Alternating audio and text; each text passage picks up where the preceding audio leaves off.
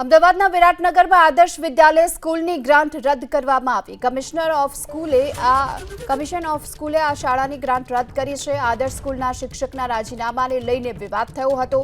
આ વિવાદ બાદ ડીઓએ આપ્યા હતા તપાસના આદેશ। શાળામાં હાજર વિદ્યાર્થીની સંખ્યા ખૂબ ઓછી હોવાનો ખુલાસો થયો હતો અને શાળામાં હવા ઉજાસનો અભાવ, વર્ગખંડમાં ઇન્સ્ટ્રુમેન્ટનો પણ અભાવ હતો।